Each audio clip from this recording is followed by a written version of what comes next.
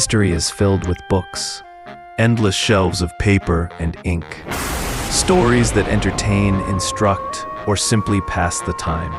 But every so often, a book appears that is more than a story, more than a novel. It is an artifact of survival, a wound that still bleeds through its pages. A book not written in the comfort of a study, but forged in the crucible of despair. This is the story of such a book that was not so much written as it was torn from the flesh of a soul that had touched the edge of annihilation. The author is Fyodor Dostoevsky, and the blood is his own. The scene begins on a frozen December morning in St. Petersburg, 1849. Snow falls in heavy silence upon a wide square lined with soldiers. Fyodor Dostoevsky, only 28 years old, stands blindfolded before a firing squad. His crime: reading and sharing forbidden ideas, radical visions of equality and freedom in the empire of the Tsar. The rifles are raised. The final prayers are whispered. He inhales the frozen air, each breath a countdown to the moment of extinction. Seconds pass like hours. He waits for the thunder of gunfire, the tearing of bullets through flesh, and then nothing. No bullets, no death. It is not mercy. It is theater. A cruel performance staged by Tsar Nicholas I. The young writer and his companions had been condemned to die, but at the last instant, the sentence is commuted. Instead of execution, they are sent to exile in Siberia.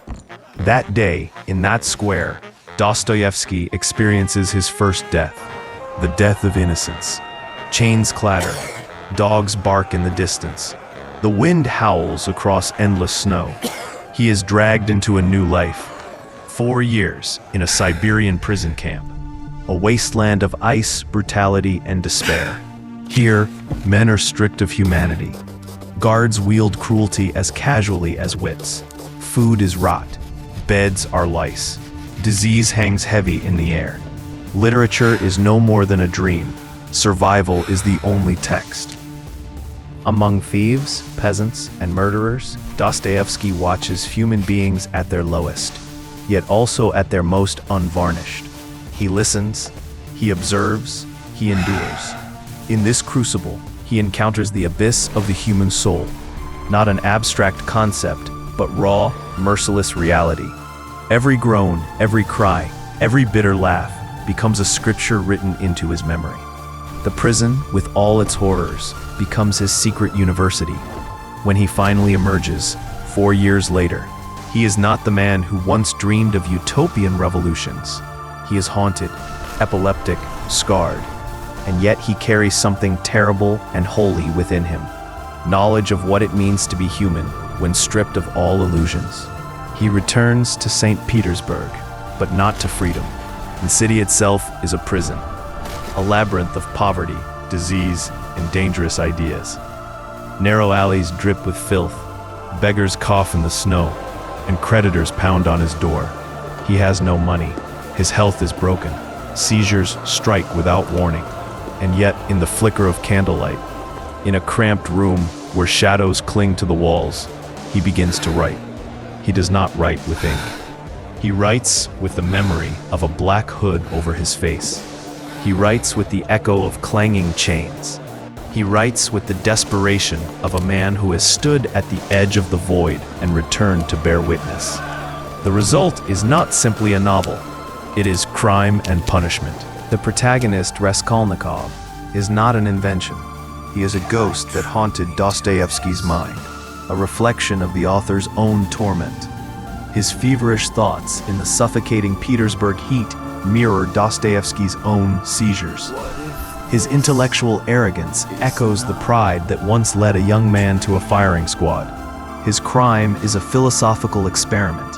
His punishment, the long, agonizing journey through the Siberian hell of conscience. Every page crackles with the energy of survival.